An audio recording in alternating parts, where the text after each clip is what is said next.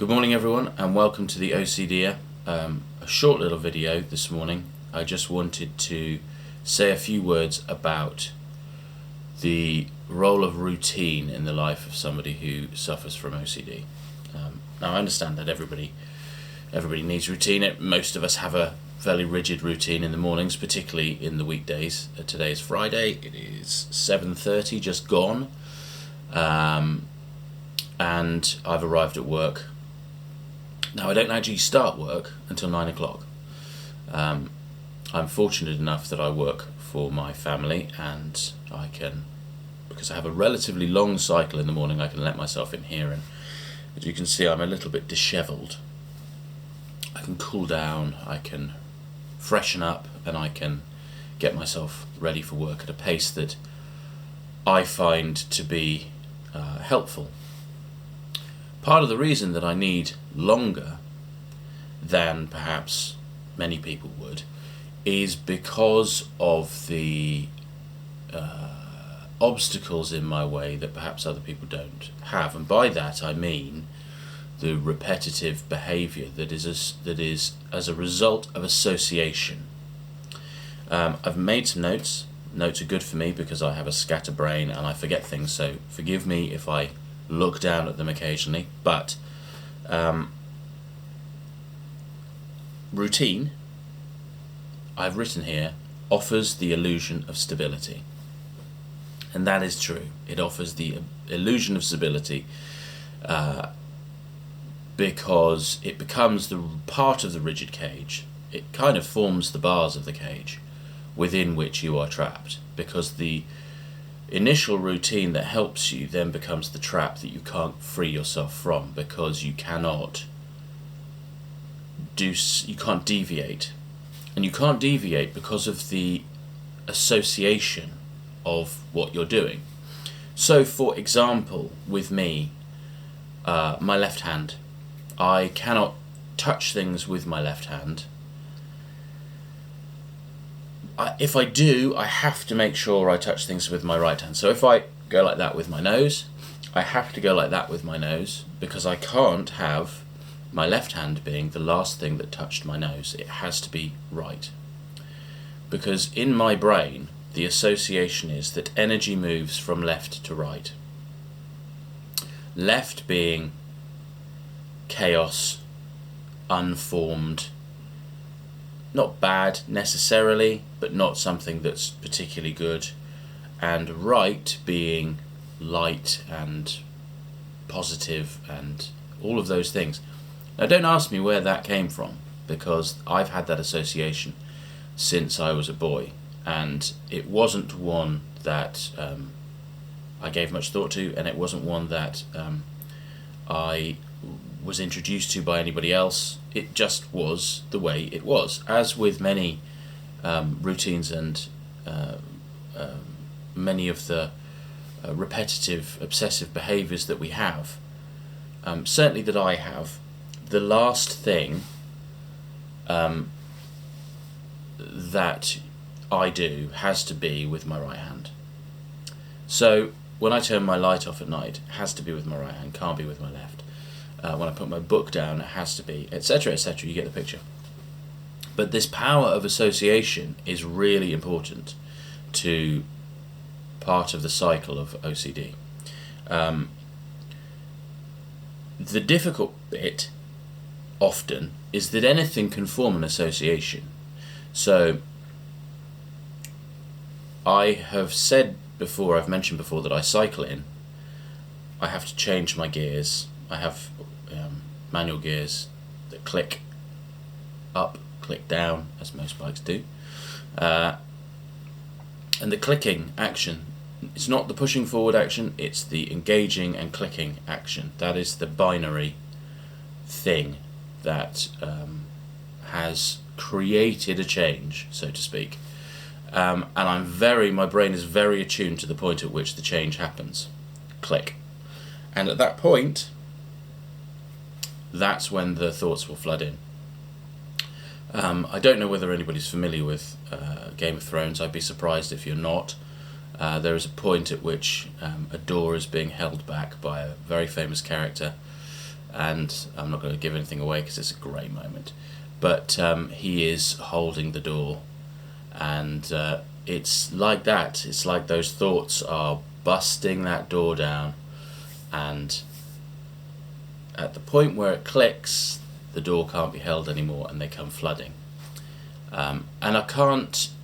The only thing I can do is distract myself. Try and distract myself. It often works, often doesn't work, and it often leads to disaster, because the more aggressively I try and distract myself, depending on how bad I feel that day. And today I'm feeling, on a scale of 1 to 10, I'd say I'm about a 5, 6 today. Maybe a 6. 6.5. Depending on how bad I'm feeling, is very. That is what dictates how aggressively I need to try and distract myself at the point of engagement with anything, whether it's shutting a door, whether it's turning on a light switch, whether it's changing gears on a bike, whether it's turning the tap closed. That's a real problem for me. The turning of the tap, the point at which it engages and the water goes off. In the association there is that I've made something happen, so I have to turn it on to make something unhappen, and then do it again to try and make something better happen. The really interesting thing is, if I'm able to hold on to what I would consider to be a good thought, to cancel out what I would consider to be a negative thought, a bad thought, I don't really care whether the good thing happens. It's entirely. It doesn't make a difference. I don't give it another thought. The bad thought I won't stop thinking about. That is the nature of an obsession. But the good thought, it just disappears into the ether, like a wisp of smoke. But the real sticking point is the turning of that tap. The other thing I wanted to just briefly talk about is the association with good things in life, good people in life, versus bad people in life, because it's not just the thought of a loved one coming to harm, or the thought of a good situation in your life crashing to ashes. It's also associating with bad people, and it may sound like an awful thing to say, but it is a part of it. Worrying that you'll become like them. So the turning off of the tap, the action might, in my obsessive, let's call it a delusion, the action, I believe at that moment, might snowball into my life becoming like this person that I don't particularly admire. So I have to think of somebody that I do admire. And it's throughout all of it, it's the powerlessness. It's the sense that you don't have any control. And when you're lost in it, it's really, really, really easy to get totally and utterly lost in it, to the point that you're not even thinking. It's very similar, and I know this from my own experience, from obsessively just eating. Eating and eating and eating. You're not tasting the food. You're not really concerned with whether you're full or not. You're just eating. Or drinking, because I have also done that in my time. In fact, pretty much everything except narcotics, I think I pretty much indulged in obsessively, to the point where I have to pull myself up and go, look, you've got to stop. So I'm aware of the association aspect being a problem, but you get to a point where the program is just running itself, and that is what in any given day, that is what I aim to break, the program running itself.